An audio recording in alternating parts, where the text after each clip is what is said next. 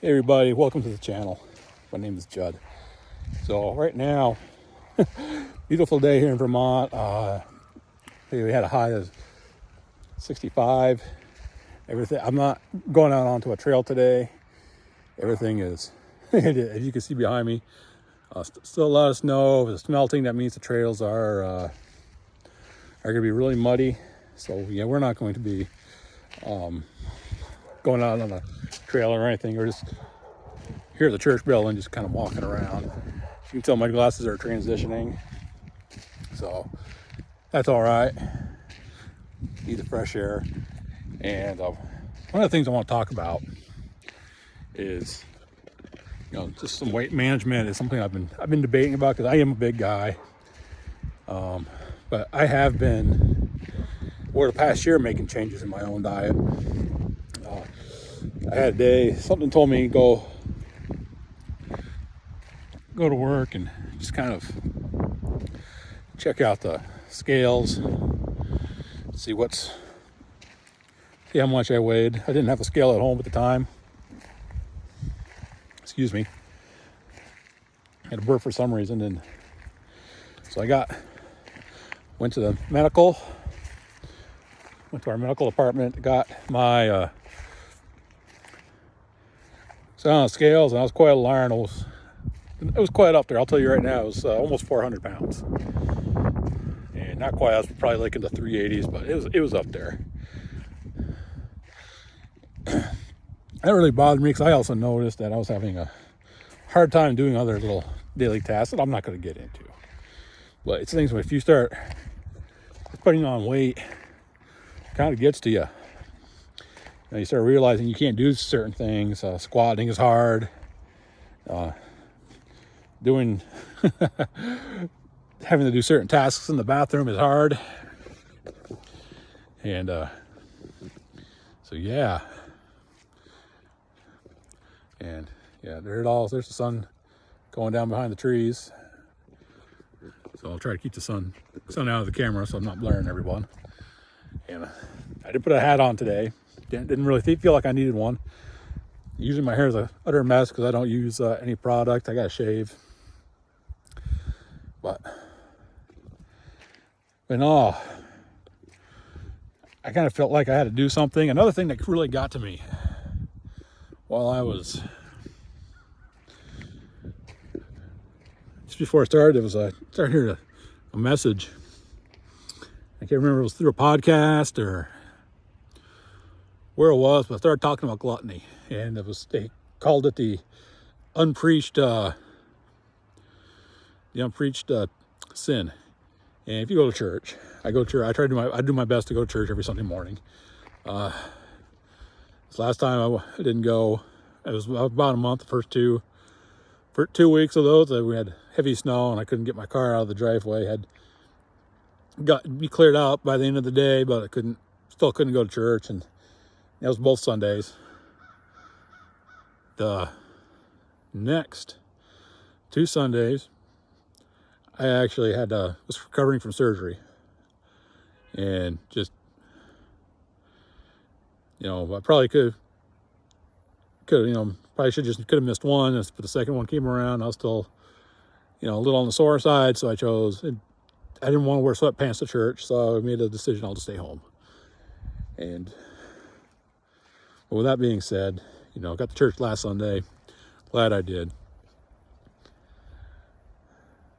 But, all the years that I actually have gone to church, I personally have not heard anybody anywhere sit and talk about gluttony. And that kind of hit me a little on the hard side. And it kind of makes me think of a saying that my parents used to say when I was a kid. It was, your eyes are too big for your stomach. And to me, that's what gluttony is we're sitting there, we see all the good food. And I think the 2 biggest times a year that we really become gluttons is usually around different holidays, particularly Thanksgiving, sometimes Christmas, and Easter, definitely. Those are probably the 3 biggest holidays where we kind of really get into gluttony, and we see, turkeys, hams, different casserole dishes, mac and cheese, probably some beans of some sort, green bean casseroles, whatever, you name it. And then you got the desserts. You'll have like 2 or 3, as someone's honking their horn, several different cakes and pies and you name it. And we all have a tendency to want to be gluttonous. We got to try everything. And the sad thing is that we got to a point in society where, maybe we should have been talking about all this many, many years ago, but now we can't. Now it's taboo to even bring it up. It gets brought up, you're body shaming people. Well, I'm a big guy, and I'm here to tell you right now that if you go on an airplane and it requires you to purchase 2 seats just to ride the airplane, or you're being asked to get off the airplane because the airplane is overweight as it is, you got a problem. All right, okay, that's not their fault. It's not other passengers' fault. That's your fault. You've allowed yourself to get to that size, and that was a decision I decided. I wasn't going to get to that size. That was one of many decisions that I started making for myself.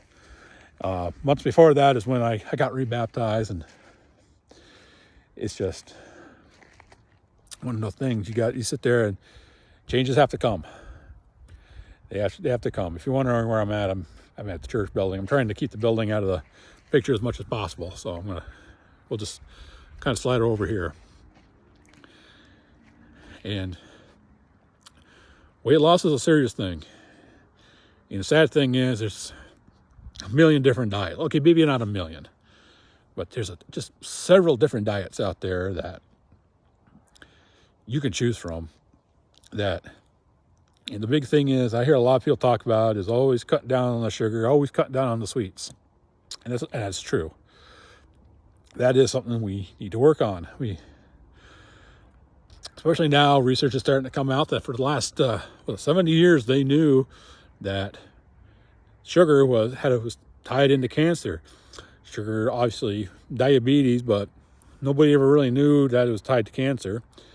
And also that they knew for many, many years that it was also a contributing factor to weakening the immune system. When you have, take any amount of sugar, that first thing that happens is, it hits they said it goes to the marrow where a lot of your white blood cells are produced and restricts the production of white blood cells. Don't quote me on that. Research that for yourself, but there's quite a bit. And so, I do like a pie. I do. Last video, I did talk about stopping at a restaurant that I particularly like called Rosie's, and I'll get myself a piece of pie and some coffee. I try to keep that down as a treat. The other thing that's going on is that they put what's called fructose corn syrup into everything. I mean, everything today. And that's not good for you. Farmers and ranchers used to give that to their cattle to help fatten them up so they had more weight on them when they took them to market. And that's just and when they saw what it was actually doing to the cattle, making them more sluggish and lazy and unresponsive to things, that they quit using that. And for whatever reason, they started putting that into our food. And so this is not, it's kind of makes you wonder if they're wanting us to be that way. But I'm not going to get into that. I'm not going to get into that conspiracy theory. We got to be careful with conspiracy theories nowadays because it seems like they're being proven true all the time. So let's just be careful with that one, especially when that part is not my lane. But I do want to talk to you guys, just about doing something to manage your weight and do something. And like I said, a lot of things that I started doing was just cutting out the candy bars, cutting out real sugary snacks on a regular basis. I really cut out the carbs. I've heavily done that. I eat most of everything I eat nowadays. There's no bread, no pasta, and that was something else I kind of realized one day, is how much bread and pasta products are in all of our meals. I mean, all of our meals. And it's just insane. And it's hard. It is rough. It's, when you first get into it, you don't want to do it, especially when pizza's a huge one. That's all over the place.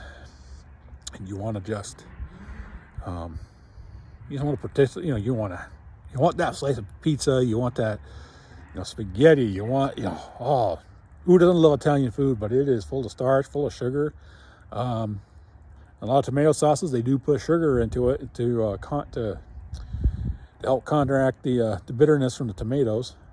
And so, yeah, I've had to cut a lot of stuff out over the years. Over this last year, I have lost weight. I've lost over 50 pounds. I'm really happy about that. And I'm looking forward to losing more. The problem is that last summer, I was actually doing jiu-jitsu. I did it for about 3 months. I was enjoying it. But I made the decision to discontinue because I found I have a hernia. Had a hernia. Doctors were a little concerned about me aggravating it, so I had to back off on a lot of exercise that I was doing. I probably should have just continued, just at least walking. I didn't. So really, I plateaued. I've been hanging around the 330s, early 340s for several months now, which is, I guess that's good because I really haven't been gaining an awful lot, but I also really haven't been losing. So now that the surgery is done and I'm recovering, I'm looking at getting myself back into it. Starting to go back on walks. I'm also looking at doing DDP yoga. That's the style of yoga that Diamond Dallas Page, the former wrestler, he started doing. And I want you to think just for a moment, a lot of these different places, they're going to offer you, like I said, all these different diet plans, and there's a ton of them out there. Diamond Dallas Page for his DDPY, they got his own diet plan. There's others, they always give you something different. All right, this is, you're not going to lose weight if you'll only lose weight by doing this. You're only going to lose weight by doing that. It's rather irritating. So, like I basically did, I just cut out all the. Basically, I just cut out all the carbs, cut out all the sugars. Trying to get myself back, Reese's peanut butter cups. I love those, but they don't love me. So I gotta get rid of those. Stop eating those. I got a friend at work. He loves his peanut butter cups, and he's got a whole bunch in his locker. I'm trying to stay away. I was told I can always help myself. I don't want to help myself anymore. I stay away from it. Once in a while, I'll get myself a diet soda. Usually, if I go to the restaurant, if I'm going to try and eat something, unfortunately, the restaurant I told you about earlier, they don't really have a keto carnivore style diet, or menu. But anytime I do go out, the first thing no soda. It's usually water with lemon or a unsweetened tea. And that's something I do. It's hard, especially in today's day and age, when our whole society, our whole means of communing with each other is around the food, and that is something you're getting together, you're breaking bread together. Like this Sunday, we're having a fellowship dinner, and I don't know how much I'm going to be able to eat or what I'm going to be able to eat. I'm going to have to end up being very picky. I'll probably have to bring up my own food, either that or eat very minimally here at church, and then, eat more when I get home. But it's going to be hard. It takes a lot of willpower, and we just gotta stick together. Okay, find you gotta find means of support. You have to get family involved. Talk to your family. Let them know what you're doing.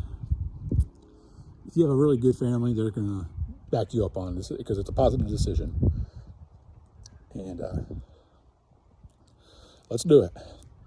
Okay?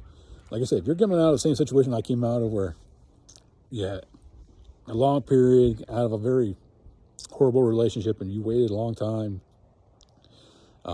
First, mine was a little different than most. I had to try to take care of 2 kids at the same time, which I didn't. At the end of the day, I'll sit here and tell you I had no business trying to take care of them in the mental state that I was in. But can't go back in time. Just try to improve yourself. Try and be there for them still as adults. Show them that you're making positive changes. And go at it. So, that being said, just something to also think about. I personally, if you're watching this, I am actually thinking about letting my hair grow out and just not so much really long, but just long enough that maybe I can sit with a hairstylist and come up with something different. I've always had this kind of a style. It's an older style. Now, this is actually typically about the time I'll go and get a haircut. I usually go about 2 to 3 months without a haircut. But I usually have when I get it, it's usually like a number 2 on the sides and about finger thickness on top. And it's a little bit more than finger thickness now. But I've been debating about just letting the hair grow out and getting something different. I have a long distance girlfriend that I kind of talk with, and we talk with nearly on a daily basis, either through text or video chat. And I keep joking with her. We keep talking about me getting the Viking haircut, where it's like really short or shaved on the sides and really long up on top. So kind of messing around with that. I don't think I'm going to do. I think I'm just going to let it grow out, and then when it gets to a certain length, let's start layering it. So, I hear people starting to get up and walk around, and there's a church building in the background. Can't help that. So, talk with you in just a little bit. Before we go, I'm going to share this verse with you. It's the book of Isaiah, chapter 40, verse 31. For they who wait upon the Lord shall renew their strength. They shall mount up with wings like eagles. They shall run and not be weary. They shall walk and not be faint. God bless every single one of you. And talk to you next time.